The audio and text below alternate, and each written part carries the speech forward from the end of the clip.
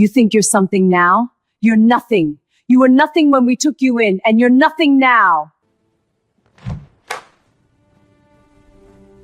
You shouldn't have done that. She's going to come after you now. I don't care. She's been hurting you for 18 years. I would do it again.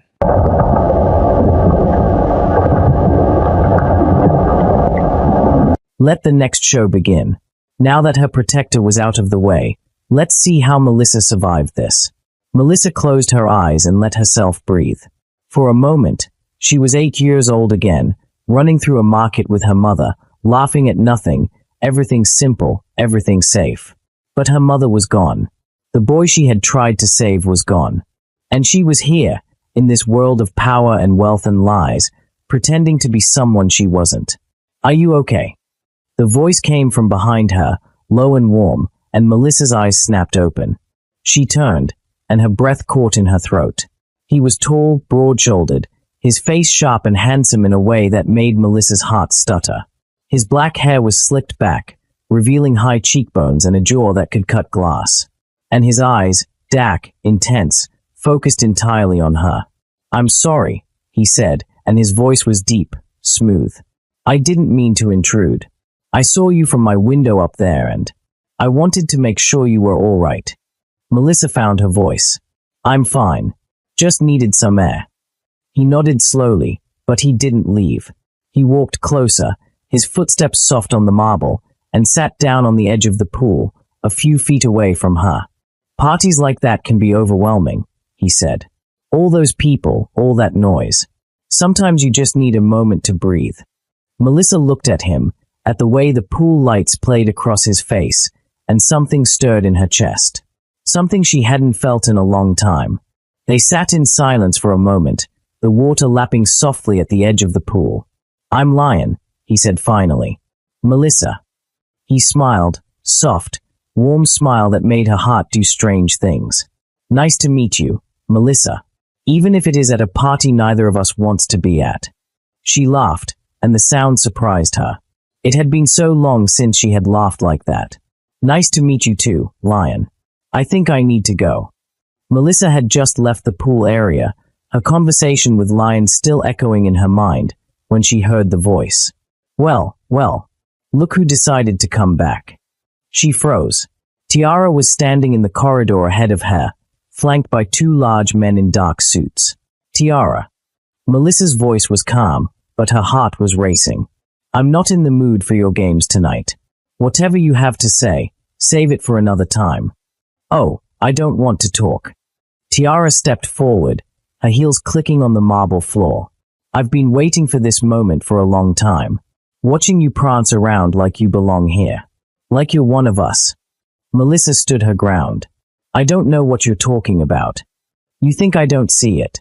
The way Kim Leo looks at you. The way he touches you. Like you're something special." Tiara's face twisted. "You're nothing. You've always been nothing. A charity case they picked up off the street." She gestured to the two men. "Tonight, we're going to remind you exactly where you belong." The men stepped forward, their faces blank, their hands reaching for Melissa. "Touch me and I will make you regret it," Melissa said, her voice low, dangerous. "I've survived things you can't imagine. Two thugs with more muscle than brains don't scare me." One of the men grabbed her arm, and Melissa twisted, her hand coming up to claw at his face, but he was too strong. The other man grabbed her other arm, pinning her against the wall. "Let me go." Melissa's voice was sharp, desperate. "Let me go or I swear." Tiara laughed, a cold, cruel sound. "Or you'll what? No one's coming to save you, Melissa. Kim Leo is occupied. And by the time anyone finds you, you'll be so broken you won't remember your own name." She stepped closer, her face inches from Melissa's. "You should have stayed in your place. You should have known that people like you don't get happy endings." Melissa's mind raced. She could fight, but she was outnumbered, outmatched. She could scream, but the ballroom was too far away, the music too loud. And then, from the end of the corridor, a voice. "Let her go." The words were soft, calm, but they carried a weight that made everyone in the corridor freeze. Tiara turned, and her face went pale. Lion stood at the end of the corridor, his hands in his pockets, his face unreadable. He looked relaxed, almost bored, but his eyes were anything but. "This doesn't concern you," Tiara said, her voice sharp. "Walk away." Lion tilted his head, his eyes moving from Tiara to the men holding Melissa, then back to Tiara. "I said let her go. Now." One of the men released Melissa and stepped toward Lion, his hands balled into fists. "You heard the lady. Walk away before you get hurt." Lion didn't move. The man lunged. What happened next was so fast Melissa almost missed it. Lion moved, his body a blur, and in the space of 3 seconds, both men were on the ground, unconscious, and Lion was standing over them, his chest barely heaving. Tiara's mouth dropped open. How?" Lion stepped over the men, his eyes fixed on Tiara. "I don't hit women," he said, his voice quiet, dangerous. "But for you, I might make an exception. Apologize to her." "I'm not apologizing to that." He moved so fast she didn't see him coming. His hand slammed into the wall beside her head, and she flinched, her eyes wide with fear. "Apologize," he said again, and this time, there was no room for argument. Tiara's face crumpled. "I'm sorry," she whispered. I'm sorry. Not to me. To her." Tiara turned to Melissa, her eyes wet with tears of humiliation. "I'm sorry. I'm so sorry. Please." Melissa stood up straight, smoothing down her dress, her heart still pounding but her face calm. She walked to Tiara, and for a moment, the two women stood face to face. Then Melissa's hand shot out and slapped Tiara across the face. Once, twice, 3 times. "How dare you?" Melissa's voice was shaking, but her eyes were blazing. "How dare you try to have those men hurt me? How dare you think you can touch me?" She grabbed Tiara's hair, yanking her head back, and Tiara screamed. "You want to know what I am?" Melissa hissed. "I am the woman who survived what you couldn't imagine. I am the woman who watched her mother die and still kept going. And I am the woman who will make your life a living hell if you ever come near me again." Tiara was sobbing now, her carefully applied makeup running down her face. Lion stepped forward, his hand on Melissa's arm. "That's enough. She's not worth it." Melissa looked at him, and for a moment, the rage in her eyes was almost frightening. Then it faded, replaced by exhaustion. She released Tiara's hair and stepped back. "Get out of my sight." Tiara scrambled away, tripping over her heels, disappearing down the corridor. Melissa stood there, her chest heaving, her hands shaking. Then her legs gave out, and she would have fallen if Lion hadn't caught her. "I've got you," he said, his arms around her, holding her steady. "It's okay. You're okay." She looked up at him, and the tears she had been holding back finally fell. "I'm sorry. I'm sorry you had to see that. I couldn't." "Don't apologize." His voice was gentle, his hand moving to her back. "You defended yourself. There's nothing to apologize for. The way I handled her. She deserved worse." He guided her to a bench in the corridor, helping her sit down. "The way you handled her was perfect. She'll think twice before coming near you again." Melissa laughed, a broken sound. "I hit her. I actually hit her. I saw." His eyes were warm now, amused. "I think she'll be checking her reflection for marks for the next week." She looked at him, and something passed between them, an understanding, a connection that went beyond words. "Thank you," she said quietly, "for saving me. If you hadn't come, you don't have to thank me. I was just in the right place at the right time." He sat down beside her, and for a moment, they were just 2 people, sitting in a quiet corridor, the chaos of the night fading around them. "Why were you there?" she asked. "In the corridor." He was quiet for a moment. "When you left the pool." "I was going to. I don't know. Ask for your number. Maybe ask you to dance." He smiled, a little sheepish. "I didn't expect to find you fighting off 3 people." Melissa laughed, and this time, it was real. "I wasn't doing a very good job. You were doing great. You just needed backup."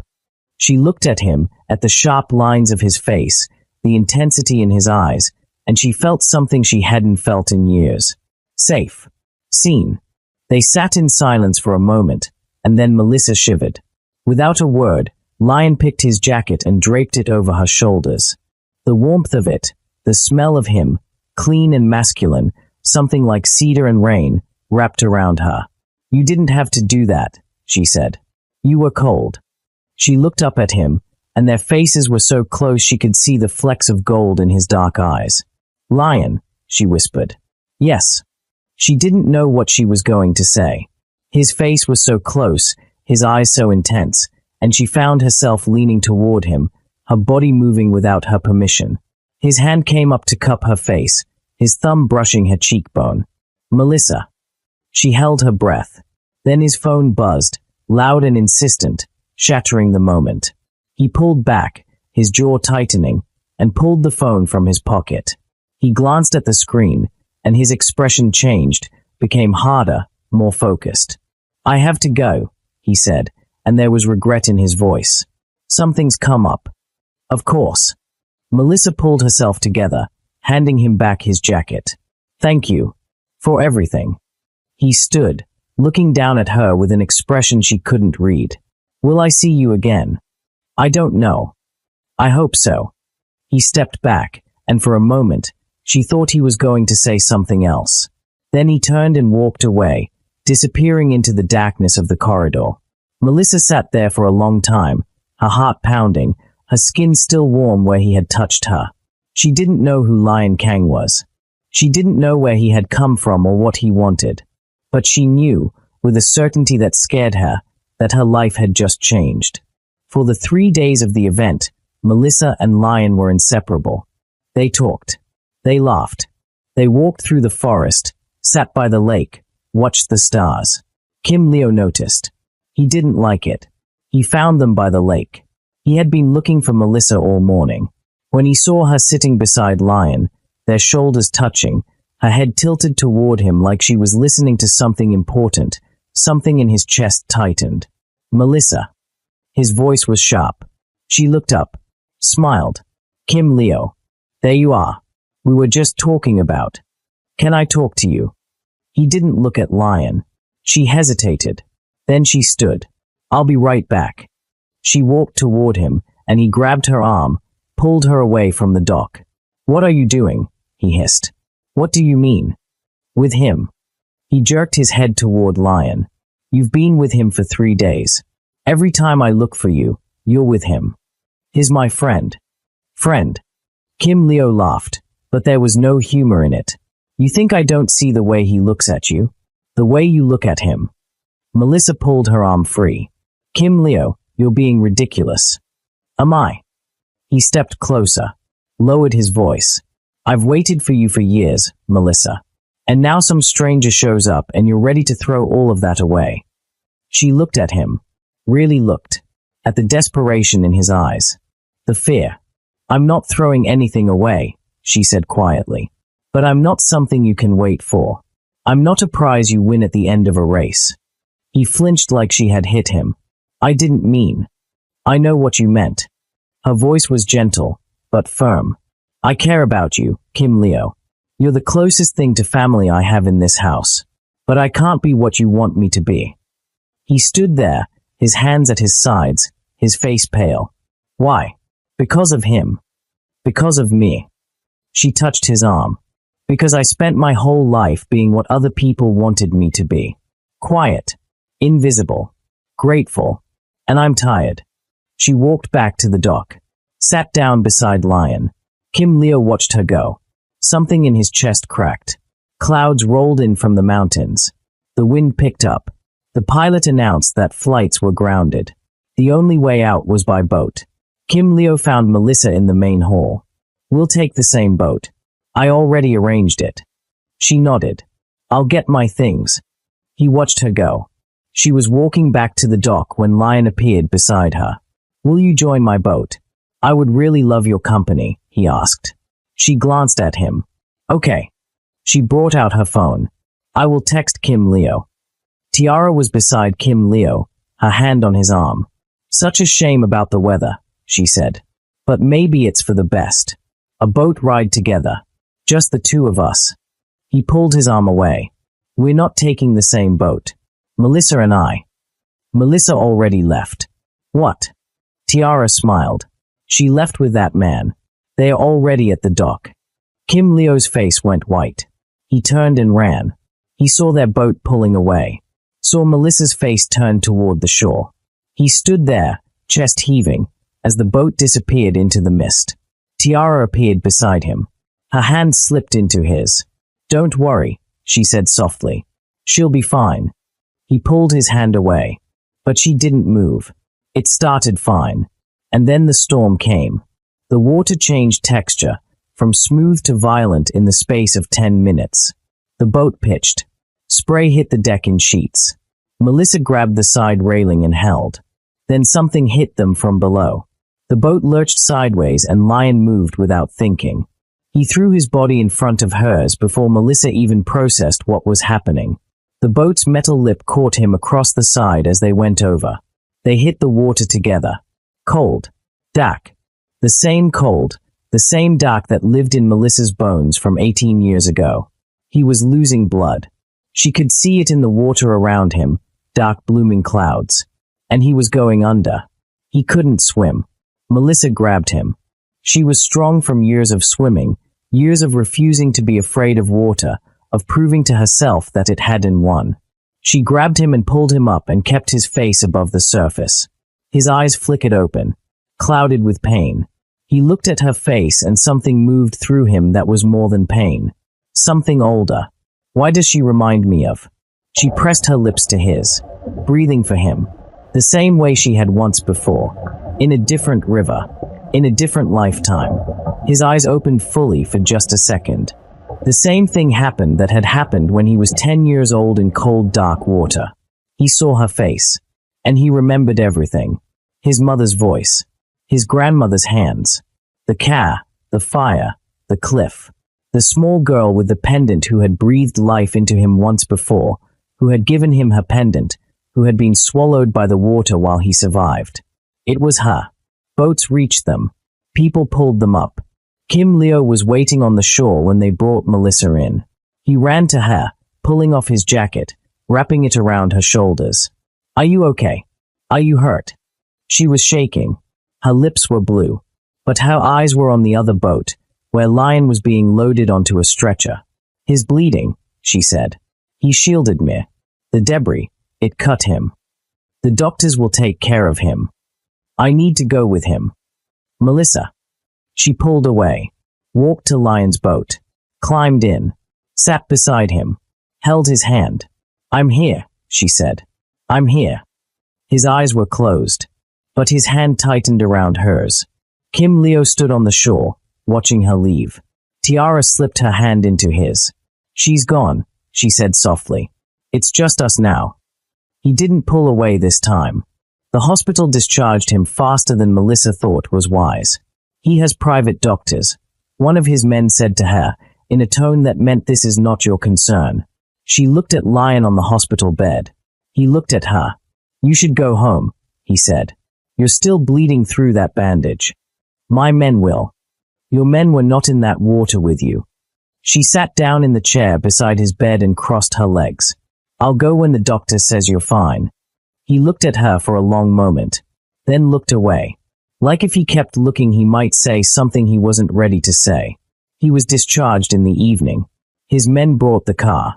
At Lion's apartment, she checked his freezer. Empty. You don't have any food, she said. I just got into town. Haven't had time to buy anything. It's late. The stores are closed.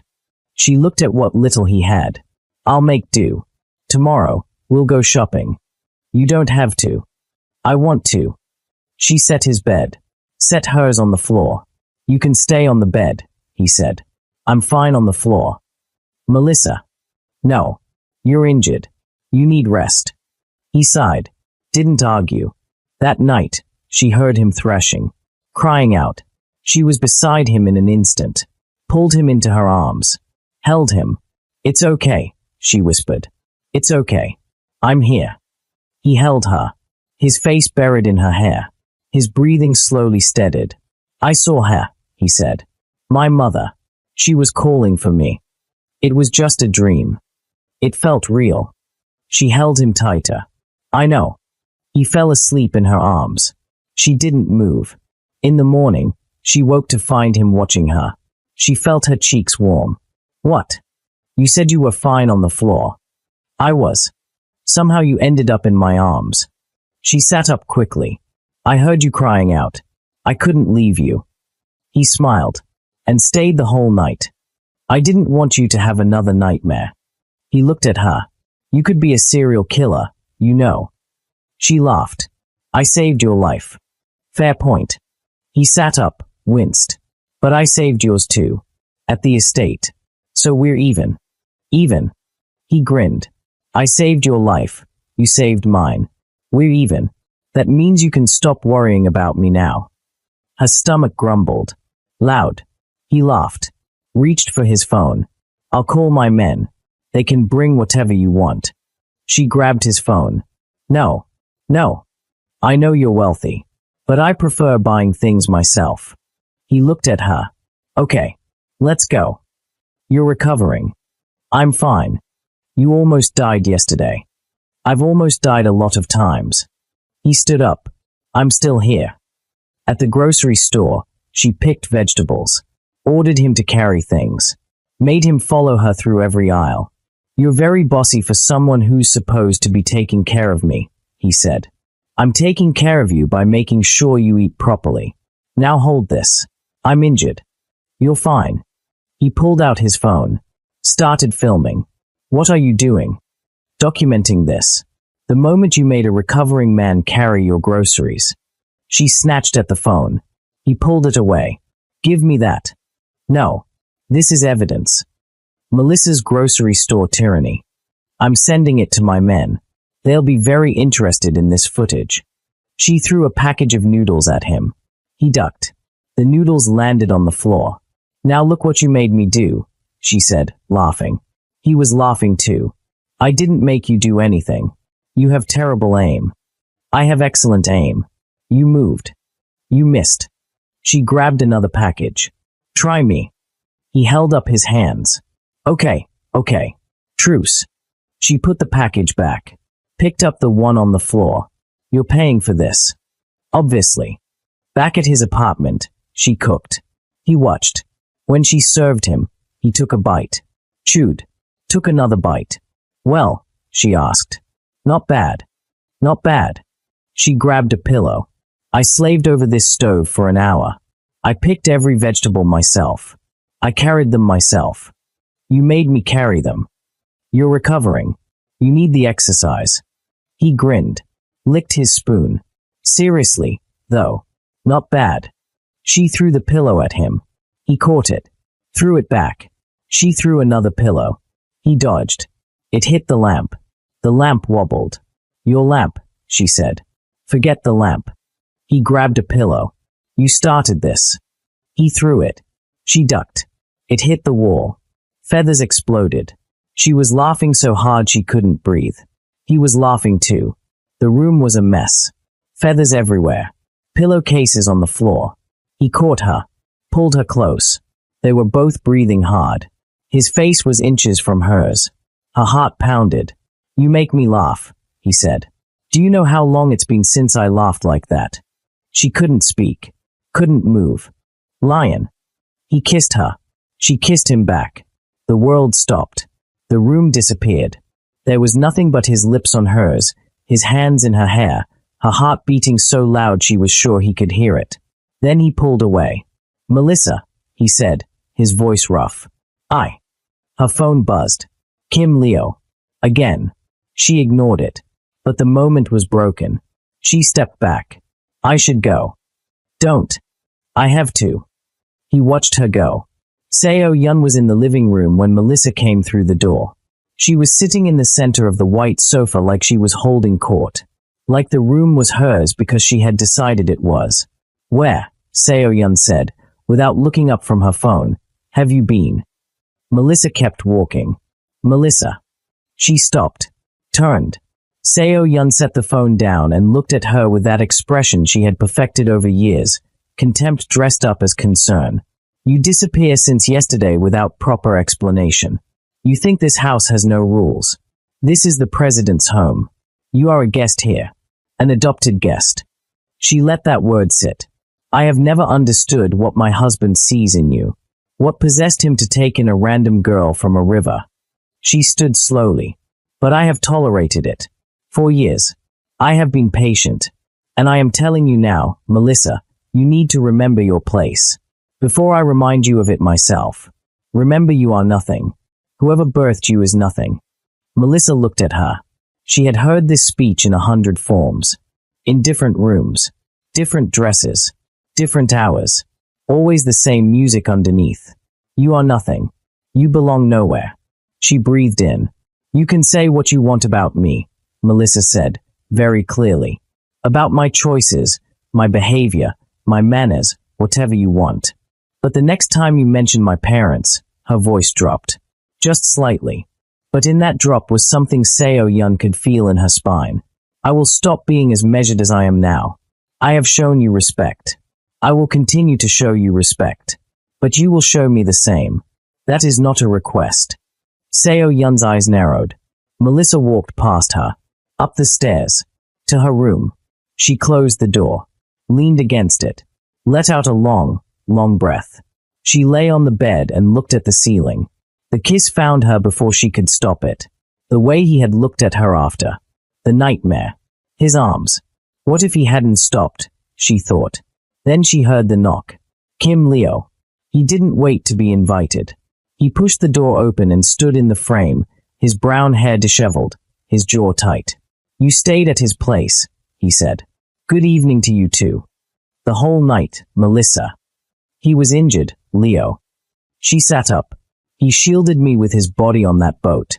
He could have let me go under and he didn't. I wasn't going to leave him. The doctors were there. I was there.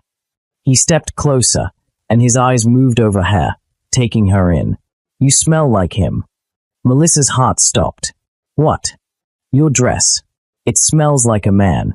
Like someone I don't recognize. Kim Leo. He grabbed her arm, his grip too tight. Were you with him? Did he touch you? Let go of me. You're hurting me.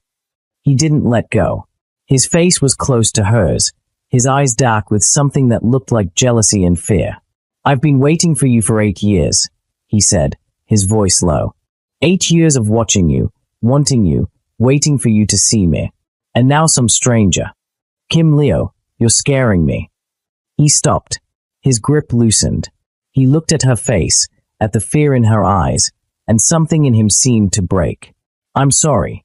He released her and stepped back, his hands shaking. I'm sorry. I didn't mean to. I just. He turned away, his shoulders hunched, and Melissa could see the pain radiating off him. Last night, he said, his voice barely a whisper. Tiara came to my room. She said something happened between us. At the estate. And I can't remember, Melissa. I can't remember if it's true or if she's lying. Melissa's chest tightened. What do you mean? He turned back to her, and his eyes were wet. She said we were together. That I slept with her. And I don't remember. I don't know if she drugged me or if I was drunk or if. His voice cracked. I would never do that to you. To us. You have to believe me. Melissa looked at him, at the man who had been her only ally in this house for 18 years. I believe you, she said, and she meant it. But you need to find out what happened. You need to know. He stepped toward her, reaching for her face. Melissa. She stepped back. Not now. Not like this. He dropped his hand, and the pain in his eyes was almost too much to bear.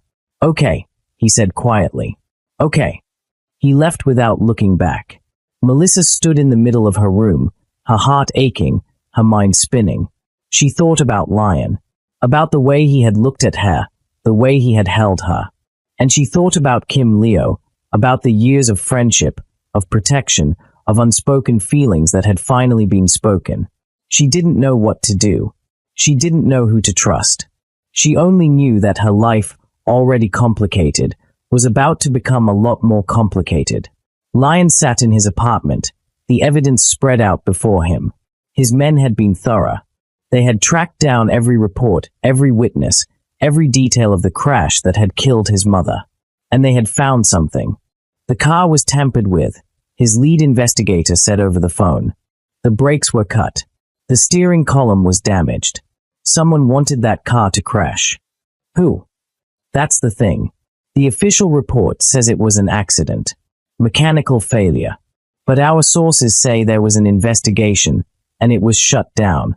Someone with a lot of power made sure this never saw the light of day. Lion's hand tightened on the phone. Seo Yun. We can't prove it yet. But she was the one who benefited most. She became the president's wife.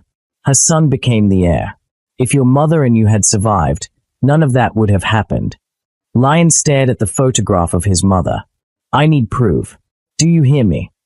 Yes, sir. We will continue working on it. He hung up and looked at the pendant in his hand.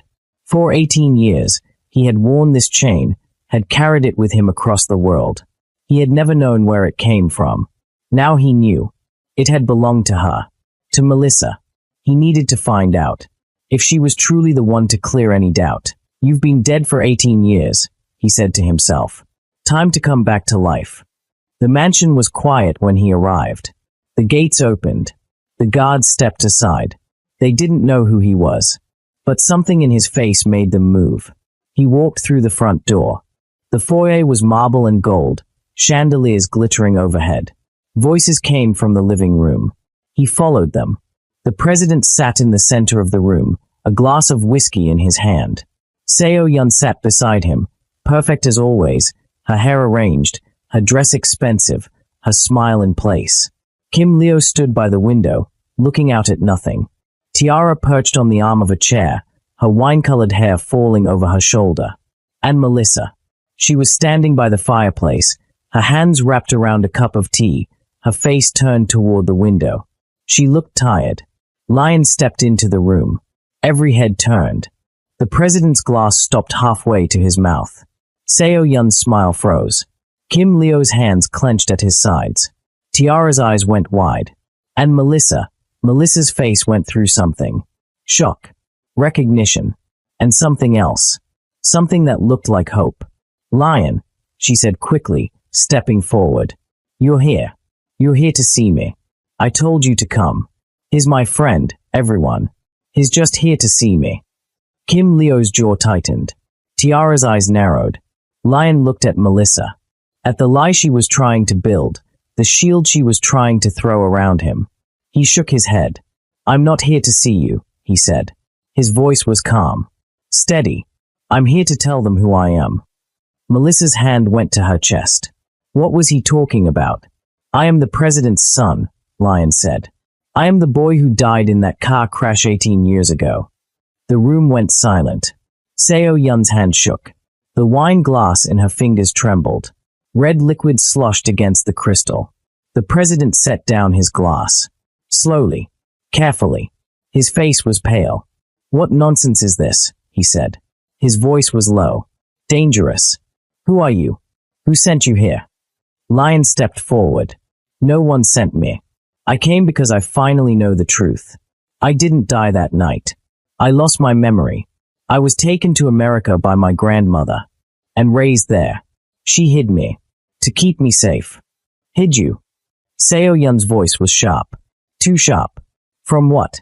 From who? Lion looked at her. From the people who tried to kill me. The president stood up. His hands were shaking. You come into my house. You stand in front of my family. And you tell me you're my dead son. His voice rose. Where is your proof? Where is your evidence? You think you can walk in here and claim to be my flesh and blood without? I have witnesses. I have my grandmother's testimony, Lion said. I have everything you need to know the truth. You have nothing. Seo Yun's voice cracked. She stood up. You think you can come here and bring back pain we buried 18 years ago? You think you can open old wounds for what? Money. Power. Position. She walked toward him. Her face was twisted. We buried that boy. We mourned him. His mother died in that crash. His body was found in the water. I held my husband while he cried for his son. And now you come here. You held him, Lion said quietly. You held him while he cried for the son you tried to kill. The room went cold. Seo Yun's face went white. How dare you? There's only one way to find out, Lion said. He looked at the president. A DNA test. Right now. Your doctor. Your people. Your process. Let science decide. The president stared at him. Something flickered in his eyes. Something that looked like hope. And fear. You look like her, he said quietly. You look like my Sejin. Seo Yun whirled on him. Don't you dare. This man is a fraud. He's a liar. He's here to take everything from us. Can't you see? The president ignored her. He walked to the phone. Picked it up. Dr. Park, come to the house immediately. I need a DNA test. Now. Seo Yun's hands were shaking. You can't be serious. You're going to let this stranger. If he's lying, we'll know, the president said. If he's telling the truth, his voice broke. If he's telling the truth, my son has been alive for 18 years. And I have to live with that. He hung up, turned to Lion. If this is a lie, he said, you will regret the day you were born. Lion met his eyes. It's not a lie. They waited. The doctor came. Samples were taken. Blood and saliva and hope and fear. The president paced. Seo Yun sat perfectly still, her hands folded in her lap, her face a mask. Kim Leo stood by the window, not looking at anyone. Tiara watched everything, her eyes moving from face to face, calculating. Melissa stood in the corner. Her heart was pounding so hard she could hear it in her ears. Could it be true? Could the boy she tried to save be standing in this room? Could her mother's death not be in vain? But they found his body.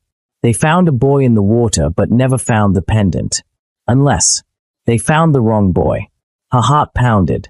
The doctor came back. His face was pale. Mr. President, he said, the results are clear. The room held its breath. Seo Yun's hand went to her throat. It's a lie. It has to be a lie. We found his body. We buried him. We. Seo Yun. The president's voice was sharp. Let him speak. The doctor opened the folder. His hands were steady, even if his voice wasn't. The DNA test confirms a 99.97% probability of paternity. This man is your son. The sound that came out of the president was not a word. It was a noise. A broken, animal sound that came from somewhere deep inside him. He fell to his knees. My son, he whispered. My son. My son. Seo Yun stood frozen. Her face was white. Her lips were moving, but no sound came out. The mask had cracked. Behind it was something raw and terrified. Kim Leo stared at Lion. His face was blank, but his hands were shaking. Tiara's mind was racing. If this man was the real son, then Kim Leo was nothing. A placeholder. A substitute. The property. The money. The position. All of it would go to this stranger. That means Kim Leo won't have right to the president's property. And she had already made an enemy of him. She had tried to have his woman hurt. She had threatened her. Brought men to attack her. Her stomach turned. She needed to change her strategy. Fast. Melissa couldn't breathe. She was staring at Lion. At the man who had saved her life. Who had held her in his arms. Who had kissed her like she was the only thing in the world. He was the boy. The boy from the car. The boy her mother had pulled from the wreckage. The boy she had put her lips on and breathed life into.